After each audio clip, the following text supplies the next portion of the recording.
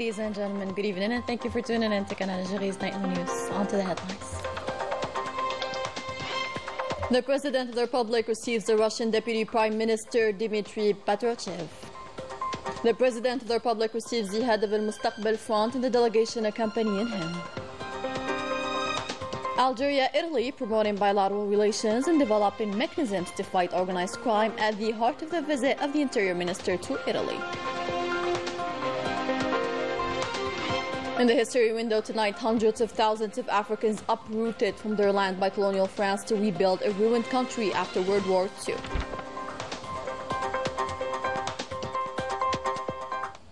Welcome back. We begin with tonight's top story as the President of the Republic, Abdelmajid Tebboune, received this Wednesday Dmitry Patrushev, Russian Deputy Prime Minister, and the delegation accompanying him.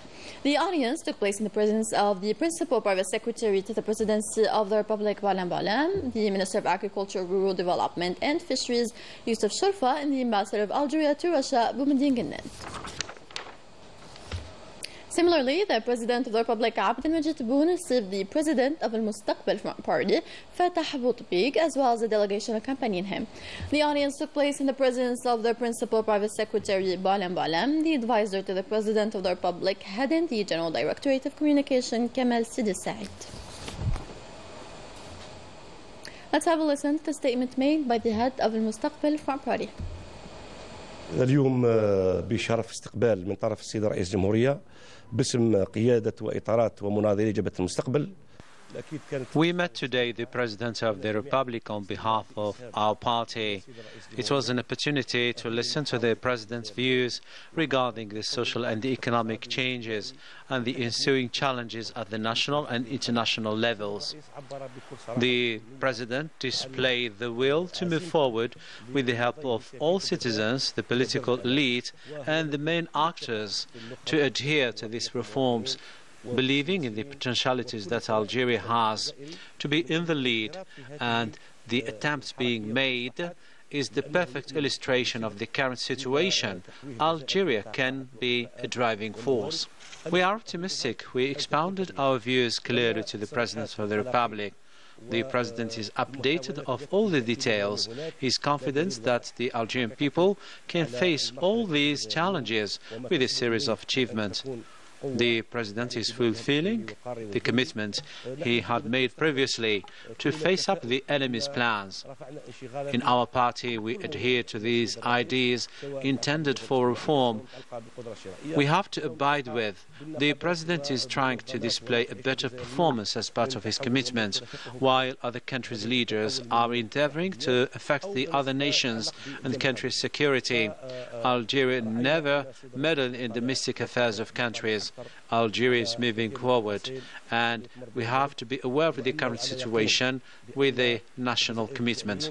فالجزائر حقا اليوم تتقدم، الجزائر تتقدم، فعلينا جميعا أن نعي هذه المرحلة وأن نكون في مستوى التقدم من خلال الالتزام الوطني.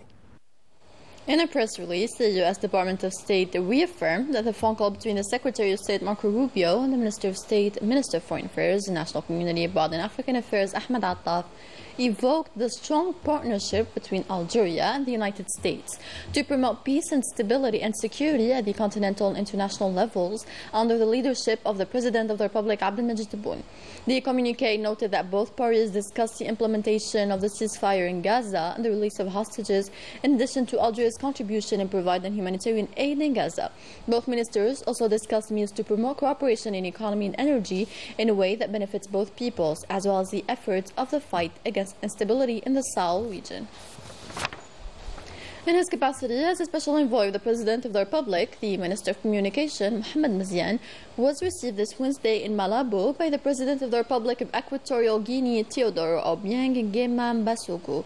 During the meeting, the Minister of Communication delivered a letter from the President of the Republic, Abdelmajid Tebboune, extending his brotherly greetings as well as his aspirations to reinforce bilateral relations.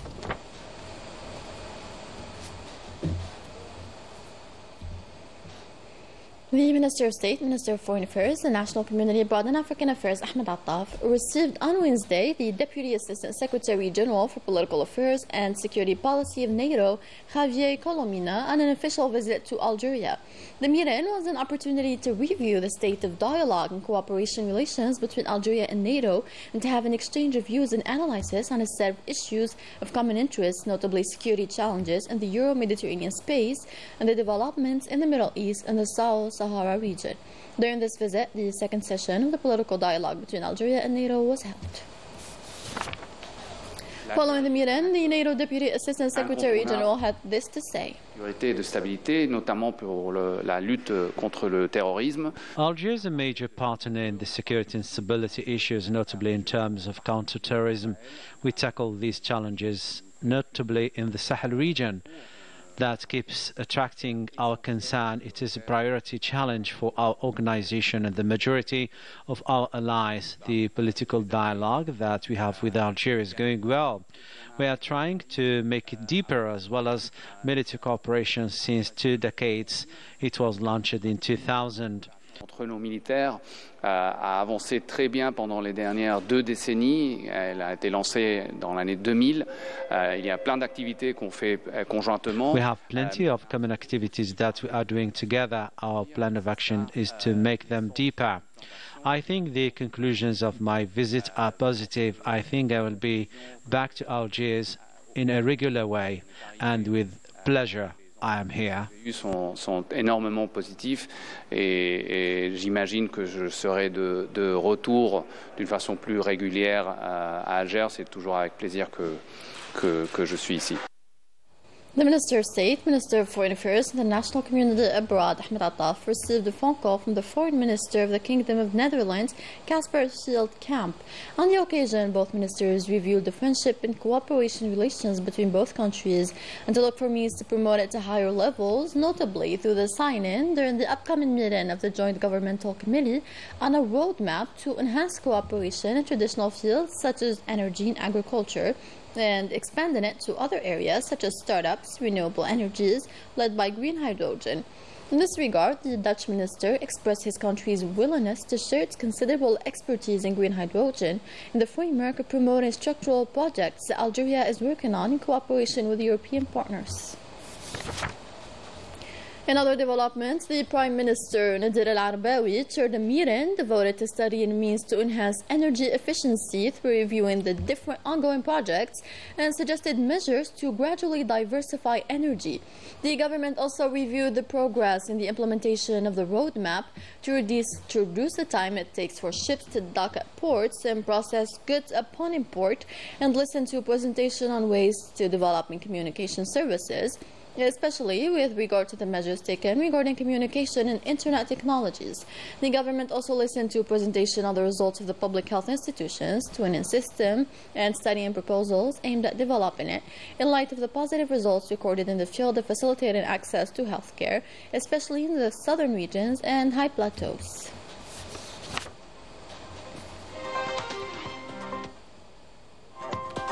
Coming up in our news edition.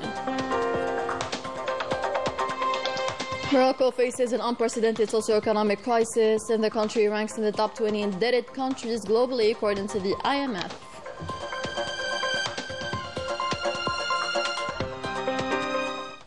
The mayor of Chitara offered the keys of the city to the President of the Republic, Abdelmajid Tebboune, an initiative that reflects the depth of friendships and cooperation relations between Algeria and Italy.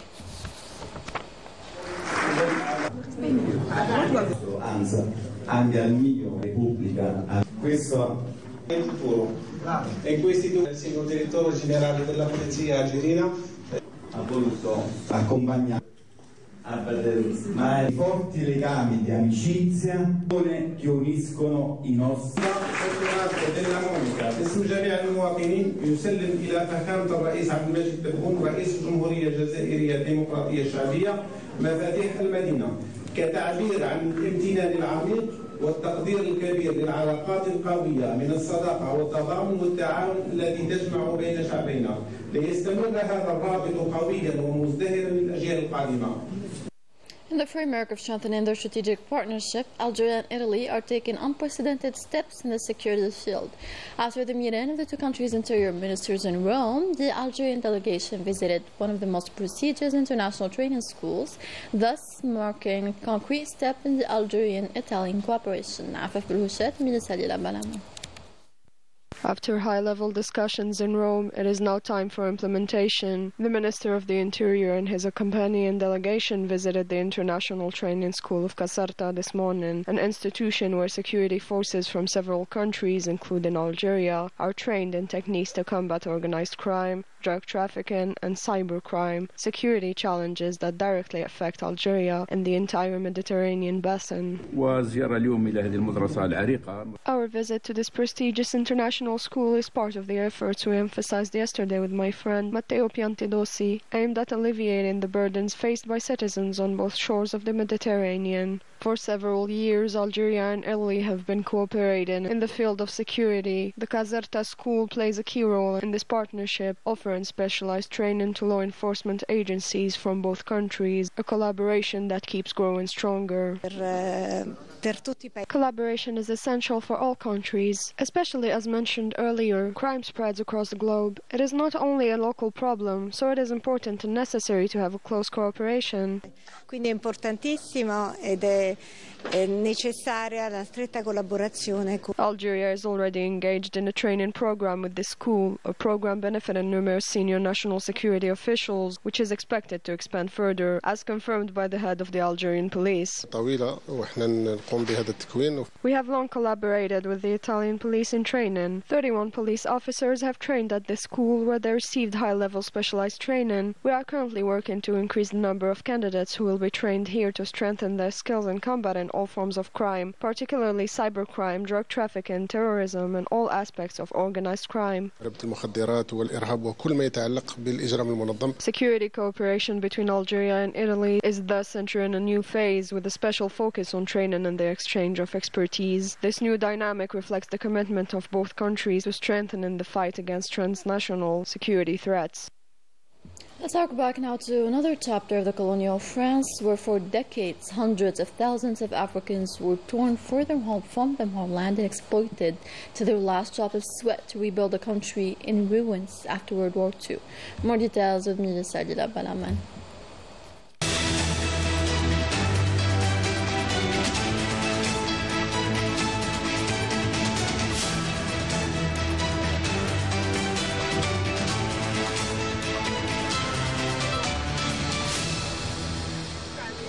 After crossing the Atlantic, the Mediterranean, and the Pacific, these Africans thought they had escaped the worst. But in France, after World War II, another harsh reality and a new kind of hell awaited them. A country in ruins, an urgent need for labor, and a reconstruction effort that left no room for identity consideration. At the time, questions about religion or the origins of the workers were irrelevant. Only their ability to work mattered. France, therefore, took the liberty to uproot thousands of men from their families to rebuild cities destroyed by war. I represented a case involving many former miners of African origin. The history of this case goes back to a time when France, through its mining companies, desperately sought labor. French soldiers were sent to Africa to recruit young, healthy men capable of enduring the grueling conditions of mining work. More than 300,000 Africans were brutally exploited across the streets, cities, and countryside of France. Reduced to cheap labor, they become the fuel that powered the nation's economy. Initially sent to work in mines and fields, and later assigned to factories, they made up nearly 80% of the workforce in the 1950s, according to reports, with the majority coming from North Africa. Confined to the most grueling tasks, over 1,500 Algerian workers lost their lives in workplace accidents between 1945 and 1970. The symbols of modern French power stand on the exploitation and sacrifice of these men. The coal mines that once lit up the streets of Paris were in reality graveyards for these African bodies crushed in silence. Even the Eiffel Tower, standing proudly today, rests on the shoulders of these African laborers. its light reflecting their sweat and blood. This truth has been erased from official narratives, while racist rhetoric painted these workers as a burden, blaming them for France's economic and social challenges. Even today, young people of African descent are scapegoated by the far right, which fuels hatred and division. Yet the truth, however denied, remains a weight on the conscience of France. How can a nation built on human suffering lay claim to being the standard bearer of human rights and liberty?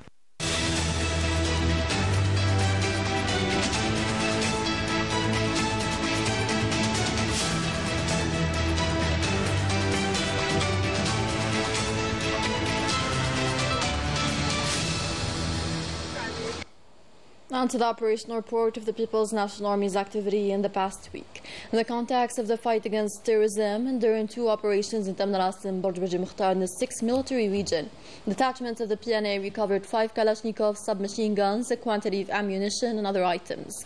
In the framework of the fight against organized crime and in continuation of the tireless efforts aimed at countering the scourge of drug trafficking in our country, combined detachments of the PNA intercepted, in coordination with the different security services and operations across the military regions, 67 drug traffickers and averted attempts to introduce 144 kilograms of processed key through the borders with Morocco, while over 1,900,000 psychotropic tablets were seized and over 1.60 kilograms of cocaine were also seized during separate operations.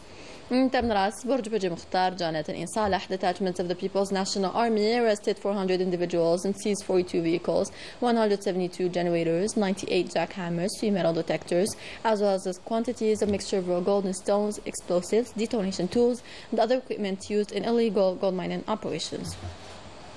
On the other hand, 28 other individuals were arrested and 3 Kalashnikov submachine guns, 10 hunting rifles, 2 pistols, over 95,000 liters of fuel, 17 quintals of tobacco, as well as 4 tons of foodstuffs intended for smuggling and speculation were seized during separate operations across the national territory. Similarly, border guards sorted at the level of our national coast attempts at illegal immigration and proceeded to save 290 individuals aboard traditionally made boats, while 342 illegal immigrants of different nationalities were arrested across the national territory. End communique. The Polisario Front takes part in a meeting held by the European Parliament, a victory that consolidates the cancellation of the trade deals between the EU and Morocco. More insights with Salim Merah. A new breakthrough for the Sahrawi cause, which imposed itself at this important and unprecedented meeting before the European Commission for the first time in more than a decade. Despite all the unsuccessful and desperate attempts of the Moroccan occupation and its allies, the Polisario Front managed to take part in the meeting of the Maghreb Group of the European Union's International Trade Commission. This meeting tackles the challenges related to trade agreements and fisheries, following the recent rulings of the European Court of Justice, which clearly determine the fundamental rights of the Sahrawi people by the definitive cancellation of the 2 trade deals concluded between the EU and Morocco on fisheries and agriculture. The Polisario Front has reiterated its call for the European Union to fully comply with the rulings of the Court of Justice of the European Union, international law and international humanitarian law concerning Western Sahara. Moreover, the Polisario Front, after discussing the issue of natural resources and the legal battle, condemned France's bias in favor of the Moroccan expansionist policy going against international legality.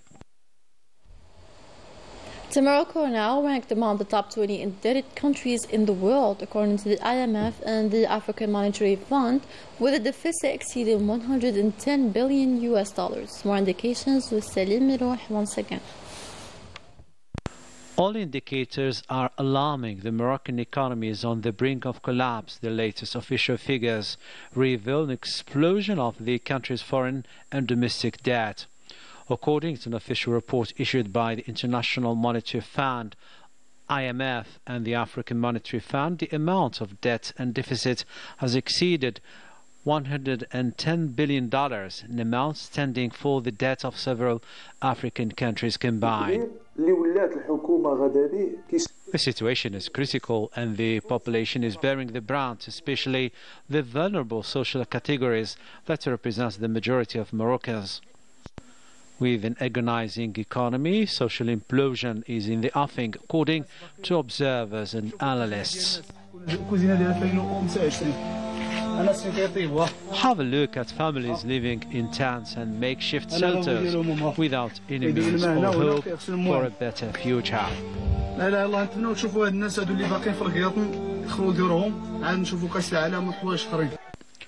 Moroccans are facing increasing troubles in finding housing, feeding their families, or simply living with dignity. The fiasco of the policies adopted so far by the Mahsen regime is confirmed, sinking people into more poverty and misery. Sports now. Nouadhibou of Algiers took the lead of the National Football Championship after beating GS Saoura with 1-0 in a rescheduled game held here in Algiers. The sole goal was scored by Darawi. After this praiseworthy victory, MCA is ranking first with 27 points.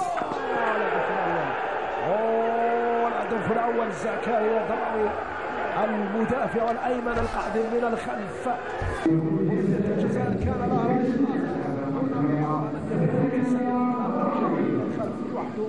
أمام محمد الأمين حامية لوحده زكريا دراوي أمام الحارس جدار بسهولة يضع الكرة بهذا الشكل في مرمى The end. See you next week and take care.